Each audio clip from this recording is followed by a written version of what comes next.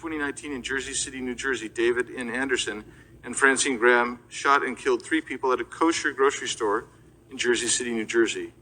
The shooters also wounded 1 customer and 2 police officers. The Jersey City Police Department detective was shot and killed by the assailants at a nearby cemetery just before the grocery store attack. David Anderson and Francine Graham, identified as Black Hebrew Israelites, which the Southern Poverty Law Center found that, quote, the extremist fringe of the Hebrew Israelite movement is black supremacist.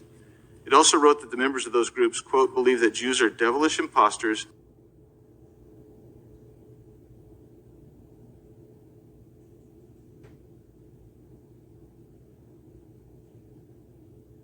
and openly condemn whites as evil personified, deserving only death or slavery, close quote.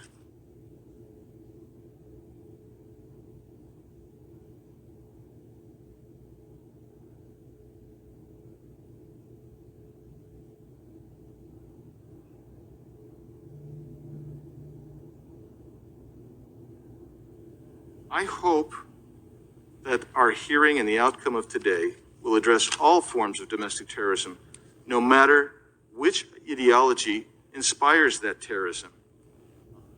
An article from August 29, 2008, it's a report from the Southern Poverty Law Center about the Black Hebrew Israelites entitled Racist Black Hebrew Israelites Becoming More Militant, and also a 2019 SPLC article describing the New Jersey attack and the militancy of the Black Hebrew Israelites.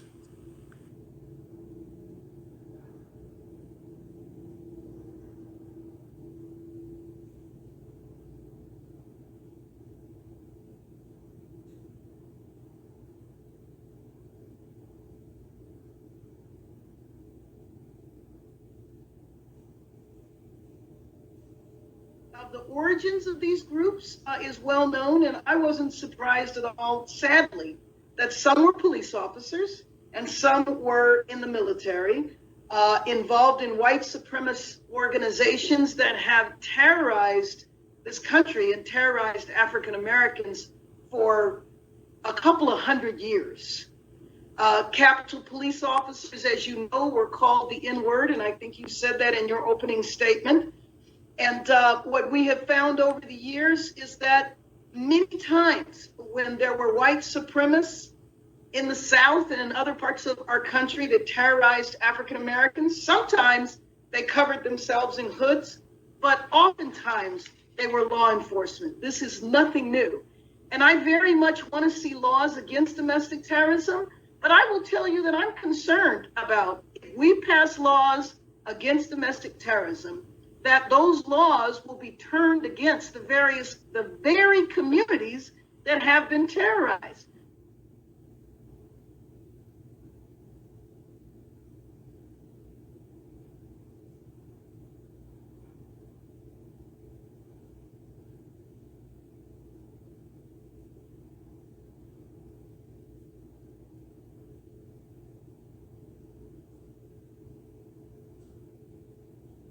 So the COINTELPRO has been discussed, initiated by J. Edgar Hoover. Under this program, while the KKK was terrorizing people in the South, COINTELPRO and FBI targeted civil rights leaders like Martin Luther King, and it was commonly understood that the FBI abused its surveillance power in a manner to suppress a peaceful movement. Given this history, it's not a leap to recognize the need for scrutiny of FBI activities in Black and African American communities. Just recently, if anybody is confused about this, watch a new movie that just came out called Judas and the Black Messiah that talks about the assassination of a leader of the Black Panther Party. Regardless of what you think of the Panthers, I don't know that anyone deserves to be executed while they're asleep. There is a police officer that on his deathbed just the other day had a deathbed confession that as an African American member of the New York Police Department, that he was involved and the NYPD was involved in the assassination of Malcolm X. So what my concern is that if we entertain legislation on domestic terrorism, How can we be sure that it will be targeted and not be used to groups that are not involved in terrorism? In August of 2017, the FBI intelligence assessment entitled Black Identity Extremists Likely Motivated to Target Law Enforcement Officers. And I asked over and over again, give me an example of a Black extremist organization. Tell me about one. And I know earlier in this hearing, an organization was mentioned that I think is ludicrous to be considered a terrorist organization, and that's the Black Hebrew Israelites. But Madam Chair, I want to ask the committee for something. I would like to have a classified briefing so that the FBI can come in and tell us about Black terrorists, Black extremist organizations, because I am not aware of one. Now, if you want to talk about 30 years ago, we can talk about 30 years ago. I want to talk about 2021. Tell me about Black terrorist organizations.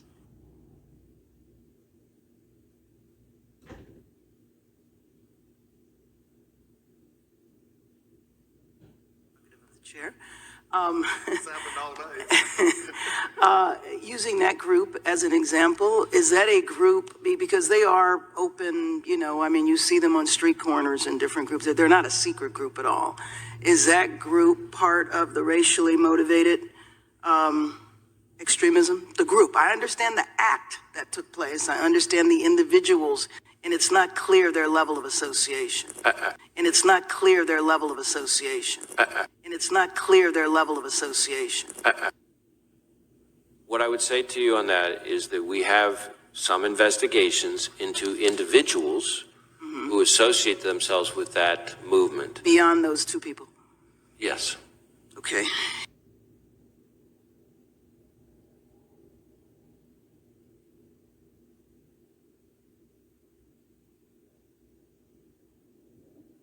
Reporting that these two suspects are linked to the Black Hebrew Israelite movement. We have evidence that both suspects expressed interest in this group, but we have not definitively established any formal links to that organization or to any other group. Based on the available evidence, we believe that the two shooters were acting you got info on a Jersey City active shooter? I heard something about 191 Bergen. We were waiting for additional, but we didn't copy what it was. 191 Bergen.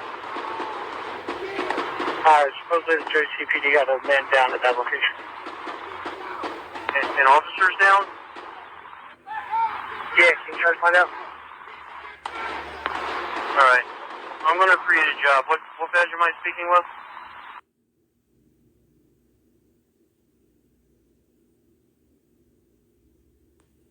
So our supervisor was in contact with The Rock, and they have it as a shooting, not an active shooter. So we're getting contradictory info. Actually, just give me a favor. 12:45. Okay.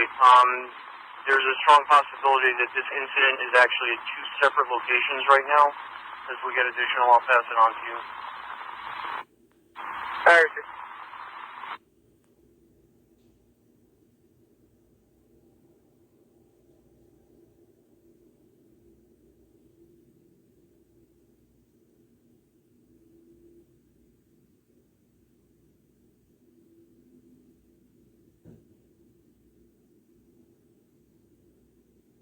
They shot the cop, yo. They shot the cop. Is the ability to regen really that far-fetched for humans?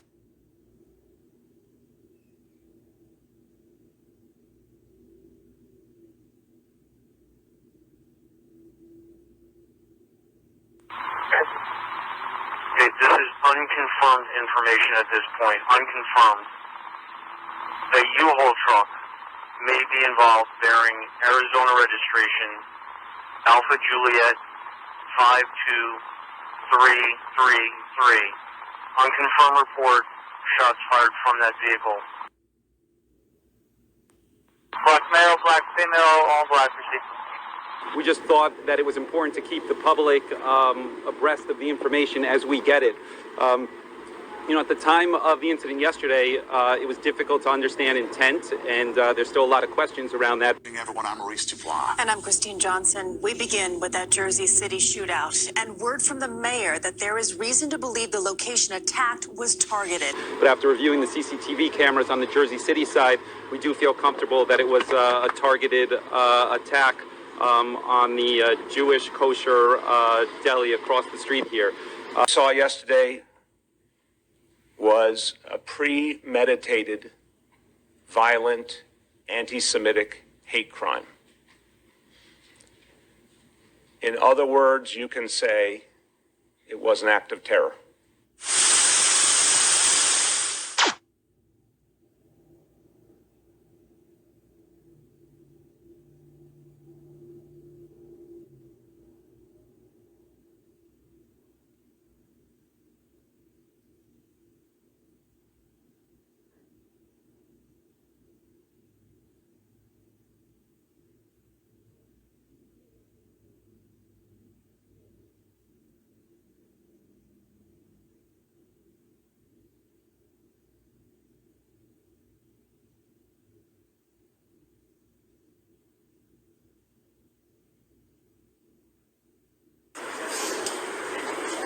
Okay. So they are about to film another scene.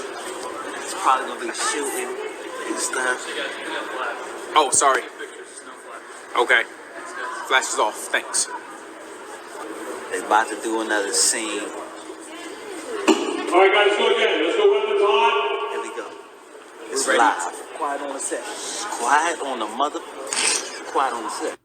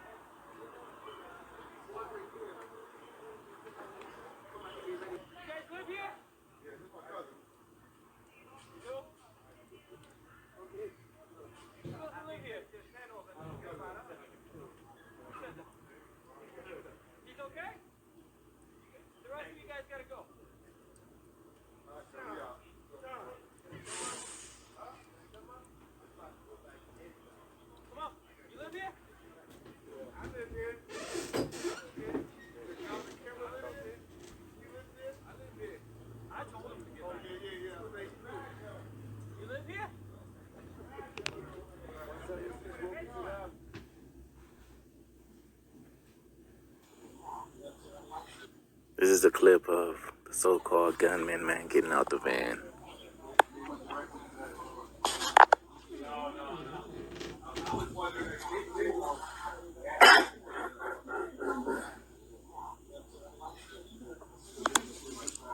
I mean, who does that? If you're gonna rob or go into establishment, who does that? Who just leaves the car door open like that, man?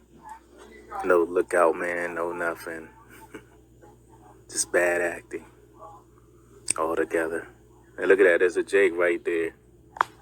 I don't know if he's a part of it or what, but there's a couple of Jakes right there next to the liquor store, just sitting out there watching the whole thing go down. I'm gonna play it from the top one more time.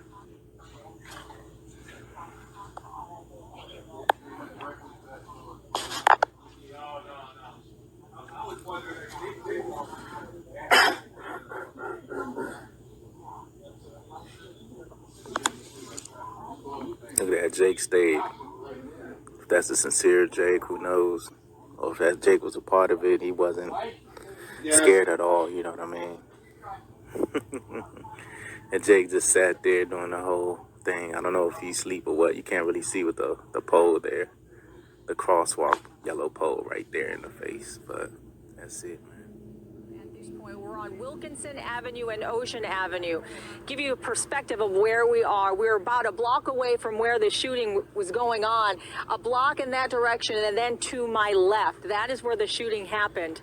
When we first arrived, which was about 25 minutes ago, it literally sounded like a war zone. It was, to be quite honest, it was frightening to be driving into this area. And as we were driving, we saw police vehicles, unmarked vehicles, flashing lights, sirens going. It was just surreal, to be quite honest, almost like a scene out of a movie. Just surreal, to be quite honest, almost like a scene out of a movie. Surreal, to be quite honest, almost like a scene out of a movie. When we first arrived.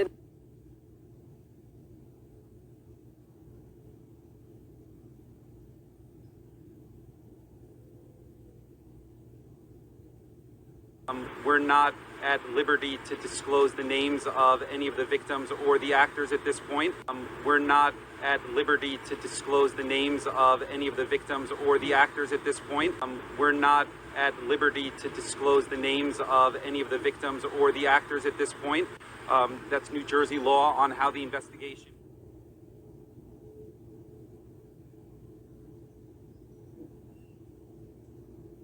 The Jersey City Department of Public Safety's Office of Emergency Management and Homeland Security conducted a multidisciplined active shooter exercise at the New Jersey City University School of Business located at the Mack-Cali Harborside Complex earlier today.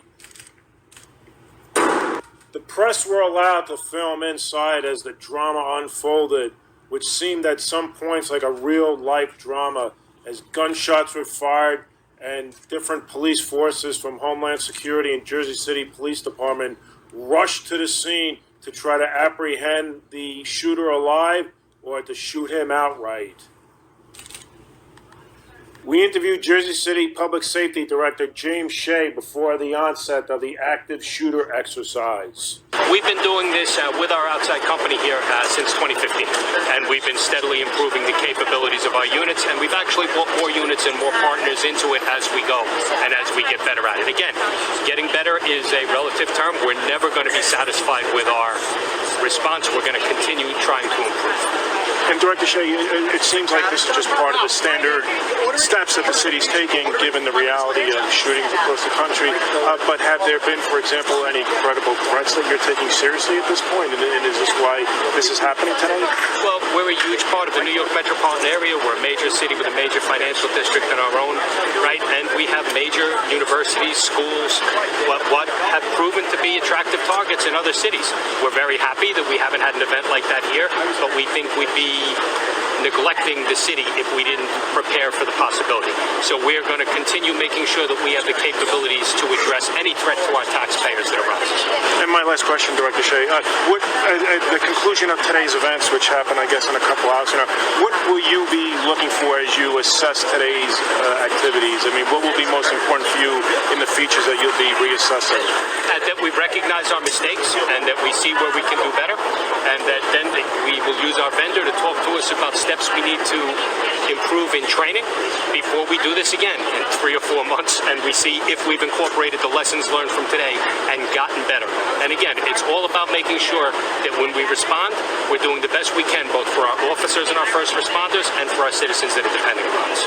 At the conclusion of today's active shooter exercise, we interviewed the vendor, Tomahawk Strategic Solutions President Michael Biller, to find out how well the city is prepared. Their response was phenomenal. I'm very impressed with all the multiple responding authorities that participated and how they conducted themselves and how they progressed.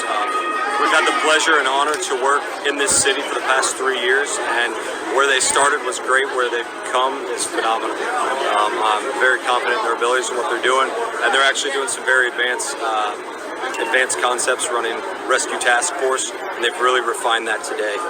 And for all those that don't know what rescue task force, it's integrating medics, just as though we used to do in our previous careers, to ensure that while we have a response to interdict a shooter or something of those means, we also have a medic or somebody who's trained to start treating victims. Mark Busant reporting in Jersey City for Hudson County View, the eye of the community.